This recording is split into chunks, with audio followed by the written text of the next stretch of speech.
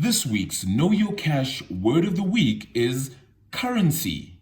My name is Arabile Gumede, and the buck stops here. Every day we exchange money and hope that it'll give us goods in return or even services. So we exchange something called the rand. But you can exchange so many other currencies. And those are the things we use, as I said, to buy goods, to buy services of any kind. Now, what exactly is a currency and where does it stem from? Well, back in the day, people used to barter. Now, bartering means I would give you a packet of salt for your meat, which is counterproductive because I need the salt for the meat. But anyway, that is what would happen. Now, I exchange the monetary value of an item in order to receive whatever item it is that I'm looking to buy. Me giving you that item, which buys that food, for example, is called a currency. Now, how do currencies work? Well, how do you know that one currency is more expensive than the other or trading better than the other? Well, it's slightly complicated, but this is essentially what it means. If I can take one of my currency, 1 rand, and I give it to an American, it won't equate to $1 for them. So it means that we have a slight disproportioning of that currency level. And why is it that way? Ultimately, what a dollar can buy in America is totally different to what a rand can buy in South Africa.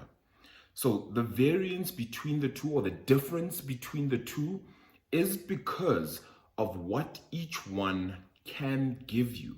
Now, the dollar in the United States is used as a benchmark for many things, including buying commodities like gold, like silver, like platinum, or like oil even. And it is used as a standard then across the world.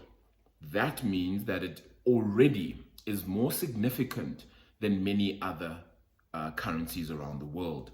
So a currency is essentially just the exchange of monetary value between two people. How do you trust a currency though? Well, this day and age means that you have to trust it because of the central bank or the reserve bank, or as we like to call it, the lender of last resort, the last person who this country can borrow money from when things go absolutely horrible is something called the South African Reserve Bank.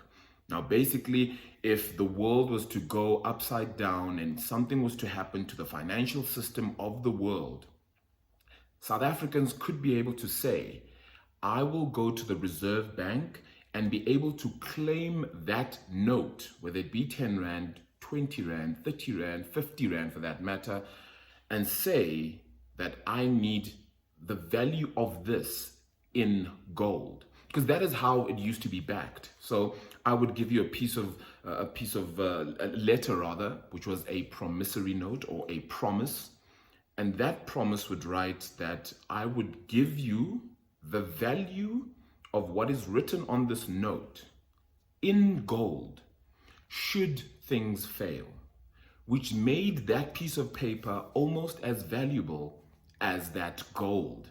So now we have the South African Reserve Bank, which holds things called reserves. Reserves are ultimately just a whole host of gold bars that are held as a form of surety to ensure that South Africans do not go lopsided when it comes to their finances. And if anything was to happen, you could claim the value of that currency from the South African Reserve Bank. So in retrospect, all it is the exchange of a monetary value, money, between two people who deem the value of that item to be the same. Know Your Cash is supported by the South African Insurance Association.